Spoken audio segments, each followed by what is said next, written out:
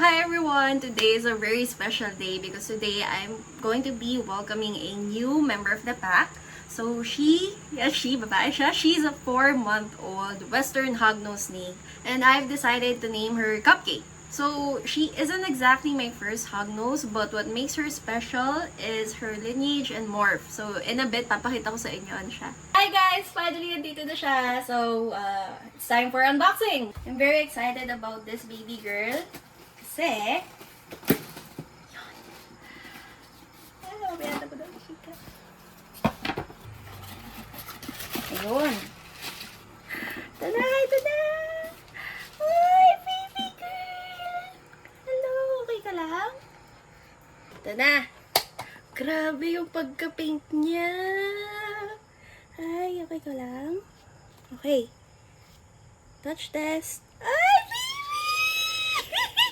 Cute niya! Oh my fucking God, ang cute niya! Oh my God, grabe yung pink niya kung ikukumpara mo kay eggs, no? Okay, sige. I have heard, wow, grabe. Hatchling ka pa lang yan, ha? Okay. Mabilis ang check lang, dahil alam ko, stress ka sa biyahe mo. Ayokong stressin ka masyado. Eyes look good. Medyo malamig lang siya.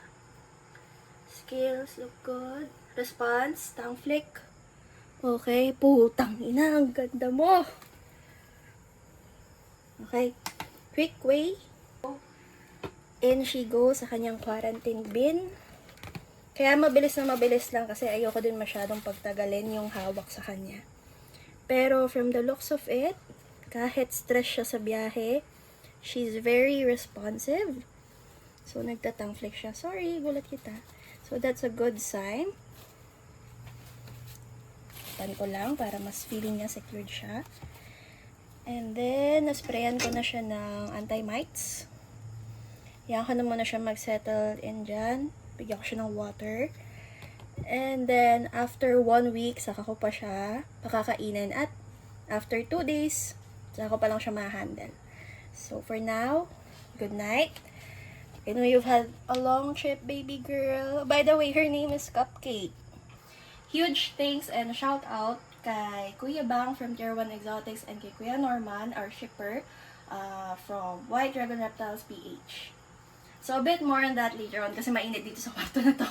So, she was produced by Sir Bang of Tier 1 Exotics. They are a wildlife farm permit holder based in General Santos, Philippines. So, she comes from a legal and documented source. And this is actually also my first time receiving a snake na ganon kalayo kasi I'm based in Bulacan. So, from air cargo, airport, from NAIA at Bulacan. So, malayo. Sobrang kabado. But, thank God, she arrived healthy and mukhang okay naman siya. So, Cupcake is a Snow Yeti color blast. To break that down simply, in hognose morph, Snow is a double visual recessive, so albino and axanthic or Ashantic.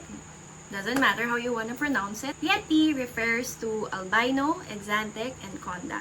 So, she has 2 visual recessive and 1 incomplete dominant, which is the conda or anaconda morph in hognose. And then, she has a polygenic or line-bred trait, which is the color blast. So, she is from the JMG line color blast. So, color blast is not a single gene. It's a line-bred look, focus on high contrast, and since color blast siya, compared to usual snows, I have, in a bit, papakita ko sa inyo kung ano yung usual snow. Color blast na snow is much more pink in coloration.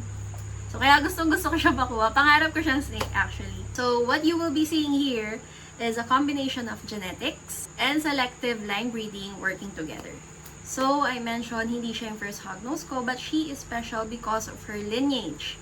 So, as mentioned, isa siyang color blast line from JMG, which also stands for Jeff Galewood. Si Jeff Galewood ay isa sa mga most influential breeders in the Western hognose community. Baka malito kayo, sabi ko isa siyang JMG line, but produced siya ni Tier 1 Exotics. So, the breeders were legally imported by Kuya Bang from JMG or Jeff Galewood sa ibang bansa. And then, siya na yung nag-breed ng mga yun. And then, itong production niya, itong hatchlings na to, ay considered pa rin na JMG line, but siya na yung nag-produce locally dito sa Pinas. So, these are one of the first few babies na locally produced here in the Philippines that would have the color blast line. So, they're very rare. When a snake traces back to a JMG line, it usually means na it has a strong focus on consistency, clarity, and overall visual quality. In the hognose community, when we say na a snake traces back to JMG line, it usually really means high quality. So that is why Cupcake is extra special to me. She holds a special place in my heart kasi she carries a JMG Color Blast influence. Matagal ko rin siyang nag-ipunan and binayaran kay Kuya Bam. So yun, combined with the Snow Yeti genetics. So in the future, I plan on pairing her with my male Snow, and in turn, will produce a clutch of mix of Snows and maybe some Snow Yetis as well. So yun, now that I have her settled in sa kanyang quarantine bin, I will be monitoring her feeding response over the next few weeks, her health, her weight, and updating the breeder. So I'm really excited to see her grow. And again, thank you so much kay Kuya Bang for producing such a beautiful snake. I hope mas yumaman pa ako in the future para mas maka-afford pa ng maraming snakes sa kanya. So ayun, thank you so much guys! If you enjoy more content like this, snake facts, husbandry, info, genetics, morphs, unboxing, taray ka naman, wala may pera pang unbox sa snakes. So ayun, feel free to follow along kasi marami pa tayo release na videos about Cupcake and my other snakes in the future. So, bye-bye! Happy keeping!